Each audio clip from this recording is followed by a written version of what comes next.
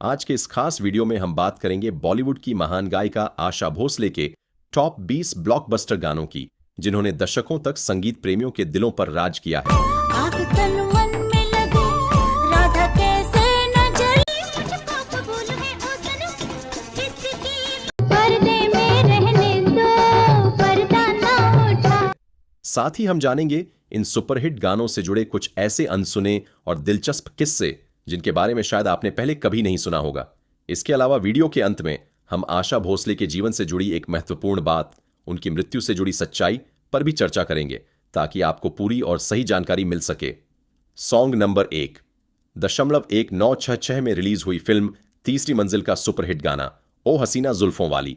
ओ हसीना जुल्फों वाले जाने जा, आज की रात में प्यास क्या हो गई। इस गाने से जुड़े अनसुने बात और अननोन फैक्ट ये है कि आज भी लोगों के दिलों पर राज करता है। इस गाने को आशा भोसले और मोहम्मद रफ़ी ने अपनी जादुई आवाज से अमर बना दिया। इस गाने से आशा भोसले और मोहम्मद रफ़ी की जोड़ी एक आइकॉनिक डुएट के रूप में उभरी। खास बात यह है कि इस गाने की रिकॉर्डिंग के दौरान लाइव म्यूजिक बैंड का इस्तेमाल किया गया था, जो उस दौर में बहुत ही खास और चुनौतीपूर्ण माना जाता था। गाने में दिखाए गए डांस स्टेप्स उस समय के लिए बेहद मॉडर्न और स्टाइलिश थे, जिसने युवाओं को खासा प्रभावित किया। संगीतकार R.D. बर्मन के लिए भी यह गाना एक बड़ा ब्रेक थ्रू साबित हुआ। उनकी वेस्टर्न म्यूजिक स्टाइल और एनर्जी ने इस गाने को एक नई पहचान दी। आज भी यह गाना पार्टियों और फंक्शंस की शान बना हुआ है। सॉन्ग नंबर 2, इसी फिल्म का एक और धमाकेदार गाना आजा आजा मैं हूं प्यार तेरा आजा सच्चा है प्यार के झूठा। भी 1966 में रिलीज हुआ, जिसने सफलता के नए रिकॉर्ड बनाए। दिलचस्प बात यह है कि शुरुआत में यह गाना किसी और सिंगर को दिया जाने वाला था, लेकिन किस्मत को कुछ और ही मंजूर था और आखिरकार यह गाना आशा भोसले को मिला। इस गाने की रिकॉर्डिंग के दौरान जबरदस्त एनर्जी और परफेक्ट रिदम की जरूरत थी। R.D. बर्मन ने खुद आशा भोसले को इस गाने के लिए तैयार किया और उन्हें मोटिवेट किया कि वे अपने कंफर्ट जोन से बाहर निकलकर इसे गाएं। यह गाना पूरी तरह रॉक एंड रोल स्टाइल में गाया गया था, जो उस समय हिंदी सिनेमा के लिए काफी नया और एक्सपेरिमेंटल था। सॉन्ग नंबर 3, 1968 में आशा भोसले का एक और धमाकेदार ब्लॉकबस्टर गाना आया, पर्दे में रहने दो, पर्दे में रहने दो, पर्दा ना उठा। जो फिल्म शिकार का हिस्सा था। इस गाने की लोकप्रियता इतनी जबरदस्त थी कि इसके कारण फिल्म को भी बड़ी सफलता मिली। इस गाने से जुड़ी खास अनसुनी बात यह है कि आशा भोसले ने इसमें अपनी आवाज को बेहद नटखट, चुलबुली और एनर्जेटिक अंदाज में पेश किया, जो उस दौर के लिए काफी नया और अलग स्टाइल था। यही वजह है कि यह गाना लोगों के दिलों में बस गया। इस शानदार गाने के लिए आशा भोसले को बेस्ट फीमेल प्लेबैक सिंगर का फिल्म फेयर पुरस्कार भी मिला था। एक और दिलचस्प बात यह है कि यह गाना मशहूर डांसर हेलेन पर फिल्माया गया था और आशा जी की आवाज उनके डांस और एक्सप्रेशन पर बिल्कुल परफेक्ट बैठी। यह गाना उस समय थोड़ा बोल्ड और कंट्रोवर्शियल भी माना गया, लेकिन इसी वजह से इसकी पॉपुलैरिटी और भी बढ़ गई। नतीजा यह हुआ कि गाना सुपरहिट हुआ और फिल्म भी ब्लॉकबस्टर साबित हुई। सॉन्ग नंबर 4, इसी साल 1968 में आशा भोसले का एक और बेहद खूबसूरत और यादगार गाना आया है। इस गाने का म्यूजिक बेहद सॉफ्ट, स्मूथ और रोमांटिक रखा गया, जिसने इसे एक अलग ही क्लास दे दी। उस दौर में यह गाना सबसे बोल्ड और स्टाइलिश गानों में गिना जाता था। इस गाने के म्यूजिक डायरेक्टर O.P. नैयर के साथ आशा भोसले की जोड़ी पहले से ही हिट थी और इस गाने ने उस जोड़ी को और भी मजबूत बना दिया। खास बात यह है कि इस गाने ने आशा जी को उनके सेडक्टिव और एक्सप्रेसिव सिंगिंग स्टाइल के लिए एक नई पहचान दिलाई। आज भी यह गाना रेट्रो म्यूजिक लवर्स की प्लेलिस्ट में टॉप पर रहता है और सुनते ही एक अलग ही नॉस्टैल्जिक फील देता है। सॉन्ग नंबर 5, 1971 में आशा भोसले का एक और सुपरहिट गाना आया, पिया तू अब तो आजा, या तू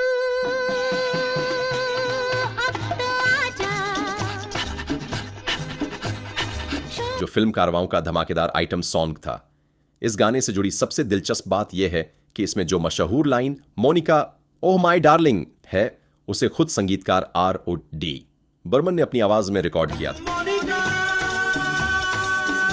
ओ माय डार्लिंग। यह लाइन गाने की पहचान बन गई। इस गाने के बाद आशा भोसले की एक बोल्ड और एक्सपेरिमेंटल सिंगर की इमेज और मजबूत हो गई। खास बात यह भी है कि गाने में जो सांसों, ब्रीदिंग इफेक्ट्स की आवाज सुनाई देती है, वह आशा जी ने खुद अपनी आवाज से ऐड की थी, जो उस समय एक नया और अनोखा प्रयोग था। यह गाना एक कैरेक्टर बेस्ड परफॉर्मेंस सॉन्ग था, जिसे हेलेन पर फिल्माया गया और यह उनके करियर के सबसे यादगार डांस नंबर्स में से एक बन गया।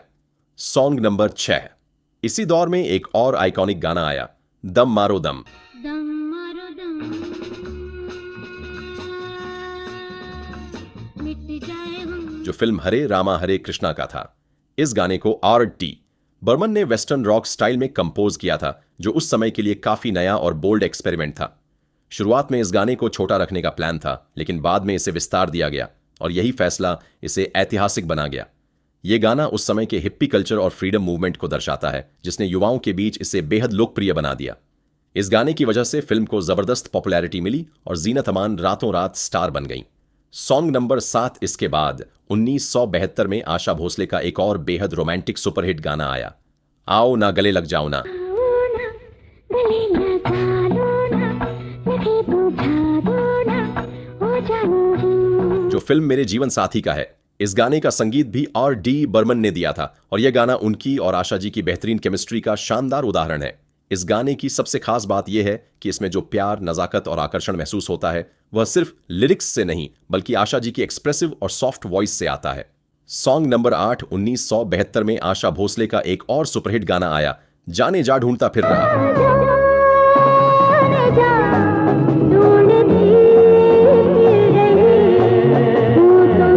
जो फिल्म जवानी दीवानी का बेहद पॉपुलर रोमांटिक ट्रैक है। इस गाने से जुड़ी खास और अनसुनी बात यह है कि संगीतकार R.D. बर्मन ने आशा भोसले की आवाज को एक बिल्कुल अलग और फ्रेश स्टाइल में इस्तेमाल किया, जो इस गाने की सबसे बड़ी खासियत बन गई। इस गाने में उनके साथ किशोर कुमार ने भी अपनी आवाज दी, लेकिन फिर भी आशा जी की आवाज अलग से उभरकर सामने आती है। गाने में आशा भोसले ने अपनी आवाज को इतना यंग, चुलबुला और एनर्जेटिक रखा कि वह स्क्रीन पर जया भादुड़ी के किरदार से पूरी तरह मैच करता है। यही वजह है कि यह गाना आज भी फ्रेश और यूथफुल लगता है। सॉन्ग नंबर 9 इसके बाद 1973 में आशा भोसले का एक और धमाकेदार गाना आया, हंगामा हो गया, मैंने होठों से लगाई तो हो गया। जो फिल्म अनहोनी का सुपरहिट आइटम सॉन्ग है। यह गाना रिलीज होते ही बड़ा हिट साबित हुआ और आज भी स्टेज परफॉर्मेंस और डांस नंबर्स के लिए एक ऑल टाइम फेवरेट माना जाता है। सॉन्ग नंबर 10 1973 में आशा भोसले का एक और सदाबहार सुपरहिट गाना आया, चुरा लिया है तुमने, चुरा लिया है तुमने जो दिल को। जो फिल्म यादों की बारात का बेहद रोमांटिक और आइकॉनिक ट्रैक है।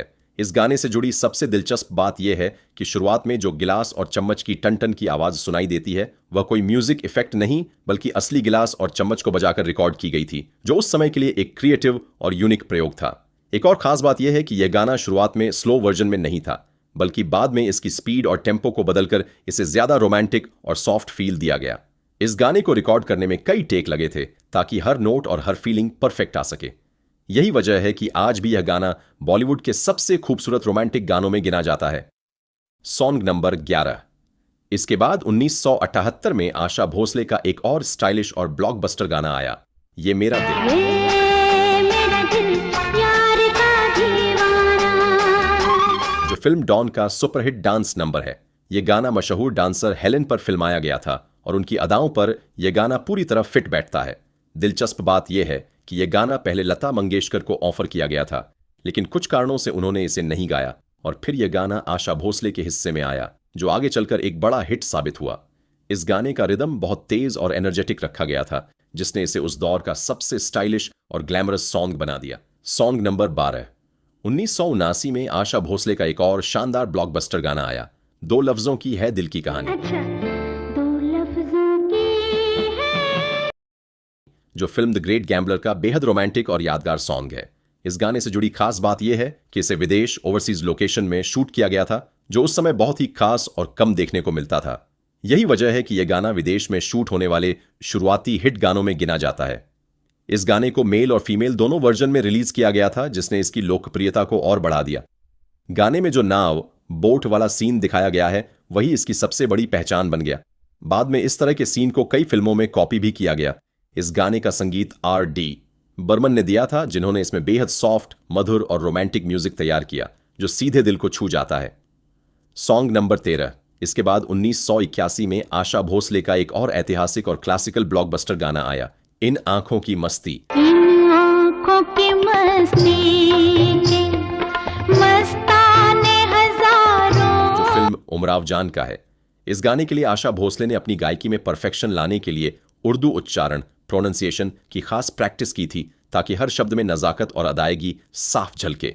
ये गाना रेखा पर फिल्माया गया था और उनकी अदाओं ने इस गाने को और भी ज्यादा खास बना दिया। गाने में बहुत ही कम इंस्ट्रूमेंट्स का इस्तेमाल किया गया, जिससे इसकी क्लासिकल फील और भी निखर कर सामने आई। आज भी इसे गजल और क्लासिकल म्यूजिक का मास्टरपीस माना जाता है। इस शानदार गाने के लिए आशा भोसले को राष्ट्रीय फिल्म पुरस्कार से भी सम्मानित किया गया। सॉन्ग नंबर 14 इसी फिल्म उमराव जान का एक और सदाबहार गाना है, दिल चीज क्या है। दिल चीज क्या है आप मेरी जान लीजिए, जो 1981 में ही रिलीज हुआ था। इस गाने की सबसे खास बात यह है कि इसके लिरिक्स पूरी तरह शायरी अंदाज में लिखे गए हैं, जिससे यह गाना आज भी गजल प्रेमियों का फेवरेट बना हुआ है। रिकॉर्डिंग के दौरान इसमें लाइव म्यूजिशियंस का इस्तेमाल किया गया, जिससे इसकी फील और भी रियल और दिलकश बन गई है। सॉन्ग नंबर 15 1982 में आशा भोसले का एक और सुपरहिट और स्टाइलिश गाना आया, जवानी जाने मन।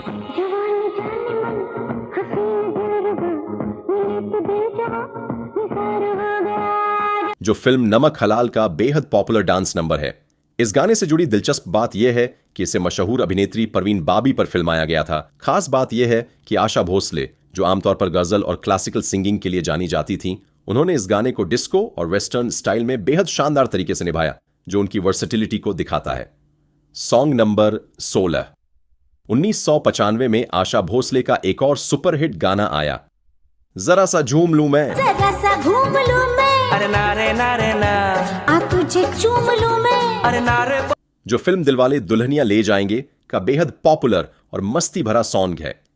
इस गाने से जुड़ी सबसे दिलचस्प बात यह है कि जब इसे रिकॉर्ड किया गया तब आशा भोसले की उम्र लगभग 60 साल थी, लेकिन उनकी आवाज इतनी यंग, फ्रेश और चुलबुली लगी कि लोगों को यकीन ही नहीं हुआ कि यह उन्होंने गाया है। इस गाने में आशा जी ने काजोल के किरदार के अनुसार अपनी आवाज को नटखट, शरारती और हल्की सी नशे वाली फील के साथ ढाला, जो इस गाने की सबसे बड़ी खासियत बन गई। सॉन्ग नंबर 17 इसके बाद कुछ समय बाद आशा भोसले का एक शानदार कमबैक हुआ गाने रंगीला रे के साथ। चल मेरे संग संग ले ले दुनिया के रंग, हो जा रंगीला। फिल्म रंगीला का टाइटल ट्रैक है। इस गाने से जुड़ी खास बात यह है कि यह आशा भोसले का एक तरह से म्यूजिकल कमबैक माना जाता है।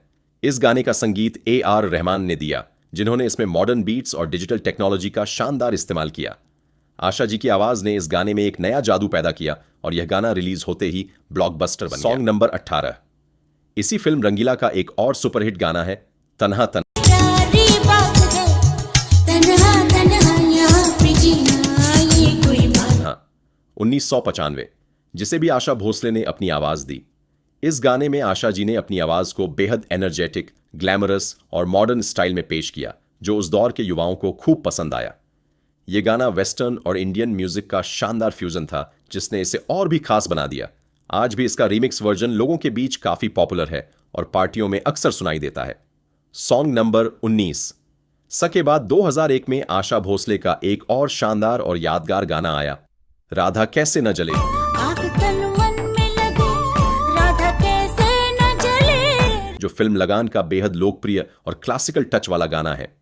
इस गाने को आशा भोसले और उदित नारायण ने मिलकर गाया था। इस गाने से जुड़ी खास बात यह है कि इसे क्लासिकल और फोक स्टाइल के खूबसूरत मेल से तैयार किया गया है, जो इसे बेहद अलग बनाता है। सॉन्ग नंबर 20 इसके बाद 2005 में आशा भोसले का एक और धमाकेदार ब्लॉकबस्टर गाना आया, कजरारे। ना टूटे तू आजा, कजरारे जो फिल्म बंटी और बबली का सुपरहिट आइटम सॉन्ग है। इस गाने ने रिलीज होते ही टहलका मचा दिया और यह उस साल के सबसे ज्यादा पसंद किए जाने वाले गानों में शामिल हो गया।